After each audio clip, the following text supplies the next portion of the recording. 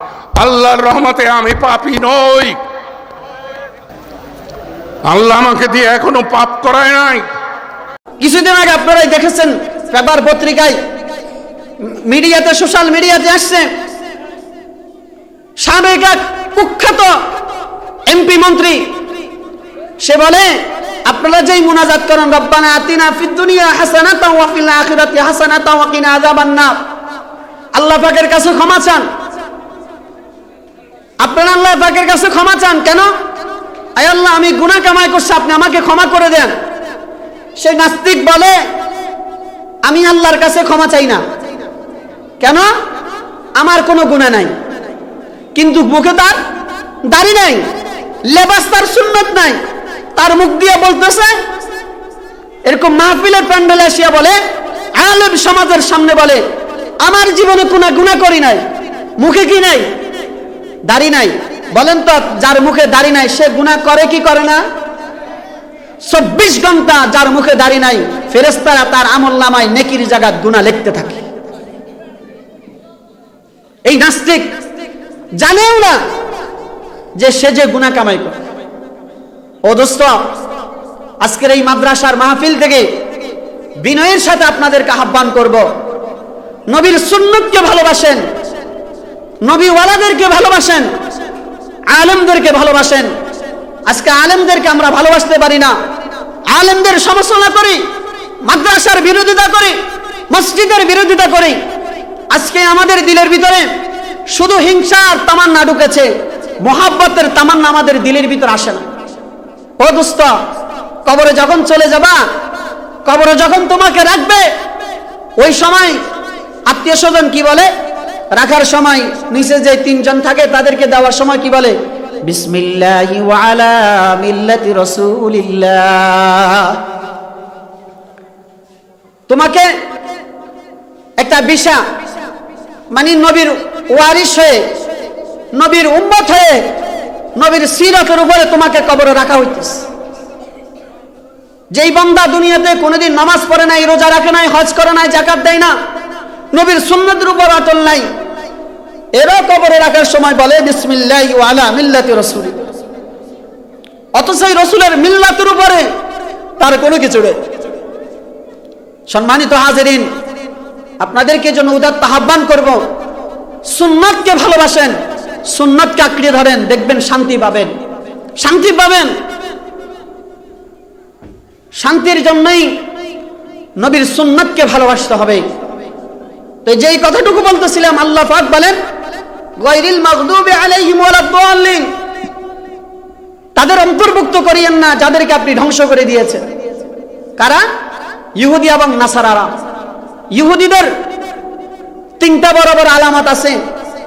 1 নম্বর আলামত হলো তারা কথায় কথায় মিথ্যা কথা বলে। ইহুদিদের 1 নম্বর কি কাজ? কি? কথায় কথায় মিথ্যা কথা বলা। 2 নম্বর কোন কাজের পরিকল্পনা করা, ষড়যন্ত্র করা এবং এটাকে বাস্তবায়ন করা, এটা ইহুদিদের কাজ। কি বলেন? মুসলমানের সন্তানেরা মিথ্যা কথা বলে কি বলে না? এই আপনারা কথা বলে না, বলে কি বলে না? আমার কথা কি আপনারা রাগ করতেছেন?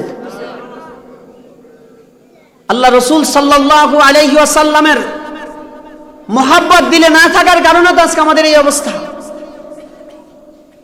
মোবাইল ফোন করছে একজনে ছাগলনাইয়া বাজার থেকে, উনি এই মুহূর্তে আছেন নিশ্চিন্তায় এই মাদ্রাসার দাঁড়ানো মসজিদের পাশে। ফোন করছে, দোস্ত তুমি কোথায়? আমি তো একটু ফেনীতে আছি। কোথায় আছে? কথা তো বলেন তো, সত্য বলছে না মিথ্যা বলছে? কিন্তু সে জানে না এটা যে গুনাহ হচ্ছে। মোবাইলে কি পরিমাণ যে গুনাহ হয় কল্পনাও করা যাবে না। এজন্যই রাসূল কারীম সাল্লাল্লাহু আলাইহি ওয়াসাল্লামের সুন্নাতকে যদি আমরা ভালোবাসতে পারি, জবান থেকে মিথ্যা দূর হয়ে যাবে, জবান থেকে মিথ্যা দূর হয়ে যাবে। এই মিথ্যাকে দূর করার জন্য সমাজ থেকে, ঘর থেকে, রাষ্ট্র থেকে যদি মিথ্যাকে দূর করতে পারি, তাহলে দেখবেন শান্তির ফয়সালা হবে। আজকে মিথ্যা দূর না হওয়ার কারণে শান্তির ফয়সালা হচ্ছে না। সম্মানিত হাজিরিন, এজন্য আমরা আল্লাহ তাআলার মুহাব্বত, আল্লাহ তাআলার ভালোবাসা দিলের ভিতরে নেই, দেখবেন সব কিছুতে মজা পাবেন, ইবাদতও মজা পাবেন। যার জন্য আল্লাহ রাব্বুল আলামিন কোরআনে হাকিমের ভিতরে বলেন, কুল ইন কুনতুম তুহিব্বুনাল্লাহা ফাত্তাবিউনি ইউহিব্বুকুমুল্লাহ ওয়া ইয়াগফির লাকুম যুনুবাকুম ওয়াল্লাহু গফুরুর রহিম। হে দুনিয়ার মুসলমান ইমানদার, আমার আল্লাহ তাআলাকে ভালোবাসার আগে নবীর ভালোবাসা দিলের ভিতরে জমকাও। আল্লাহ তাআলাকে পাওয়ার আগে আমার নবীকে দিলের ভিতরে নাও। সংসারের ভিতরে আমার নবীর সুন্নতকে জিন্দা করো, সমাজের মধ্যে আমার নবীর সুন্নতকে জিন্দা করো, রাষ্ট্রের ভিতরে আমার নবীর সুন্নতকে জিন্দা করো। আমরা যদি নবীর সুন্নতটাকে সর্ব জায়গায় যদি জিন্দা করতে পারি, তাহলে আমরা বড় সফলতা পাবো, আমরা বড় কামিয়াবি হব। আল্লাহ তাআলার কাছে দোয়া করেন, আল্লাহ যেন আমাদেরকে দুনিয়াতেও সফলতা দেয়, আখিরাতেও সফলতা দেয়।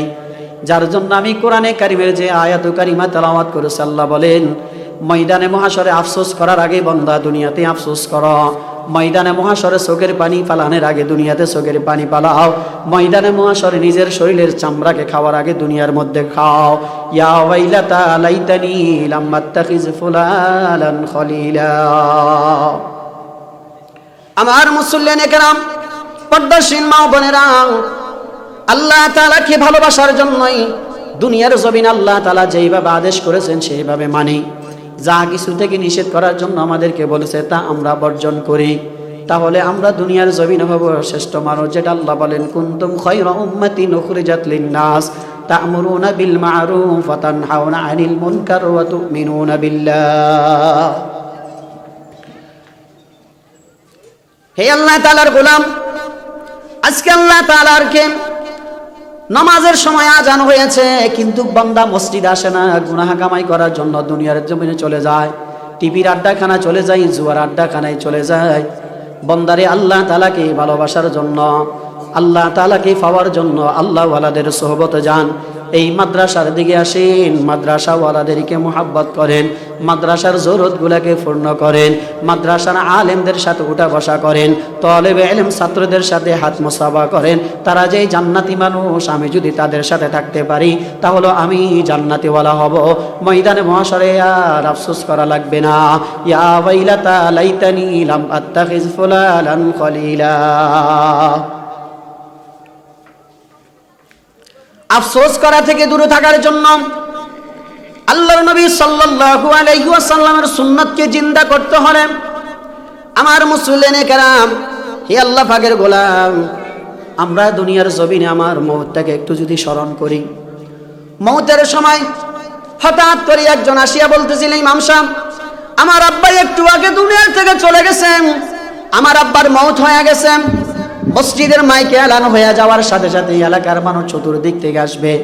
হাই হাই মুসলমান ইমানদারেরা, আল্লাহু আকবার। আমার বাবা দুনিয়ার থেকে যাওয়ার পরে বলে যে তাকে দামি খাটের মাধ্যমে ছিল, 10 তলা বিল্ডিংয়ের উপর থেকে নিচের জমিনে তাকে নিয়ে আসা হলো। নিচের জমিনে রাখা আসার পর আল্লাহু আকবার, উত্তর দিকে মাথাটা রাখিয়া দক্ষিণ দিকে পাওটা দিয়া চোখগুলাকে বন্ধ করে দিয়া সোজা করে আমাকে শোয়াই রাখতেছে। আমার শরীরের মধ্যে আমার দামি কোনো কাপড় নাই। আল্লাহু আকবার, আমাকে সাতটা একটা সাদা কাপড় দিয়ে আমাকে ডাকিয়া রাখলো। সবাই দূর দূরান্ত থেকে আসতেছে। কেউ আমার জন্য বাঁশ কাটার জন্য বাঁশ পড়াই গেল, কেউ কবর খনন করার জন্য কবরস্থলে চলে গেল, কেউ কাপড়ের জন্য বাজারে চলে গেল, আবার কেউ আল্লাহু আকবার মসজিদের খাট আনার জন্য মসজিদে চলে গেল, কেউ আমাকে গোসলের জন্যই আল্লাহু আকবার বলে যে গরম পানি করা শুরু করে দিল। সর্বশেষ আমাকে সব কিছু করাইয়াম, গোসল করাইয়া সুন্দর করে সাজায়া গোছাইয়া মসজিদের খাটের উপরে শোয়াইয়া আমাকে যখন জানাজার নামাজের শরীক অংশগ্রহণ করাইলো, জানাজার নামাজে শত মানুষের উপস্থিতি, আমার জানাজার নামাজ শেষ হয়ে যাওয়ার পরে শেষ বিদারের মতো আমার সন্তানটুকু বলে, ইমাম সাহেব আর একটু মাথাটা খুলিয়া দেন না, আমার বাবাকে শেষবারের মতন দেখি। এই দেখার পর আমার বাবাকে দুনিয়ার জমিনে আর কোনোদিন দেখব না। এই সন্তান শেষ বিদায় আল্লাহু আকবার দেখার পরে হযরত চলে আসছেন। আল্লাহ তাআলা আমাদেরকে যে কথাগুলো বলেছেন আমল করার তৌফিক দান করে আমিন।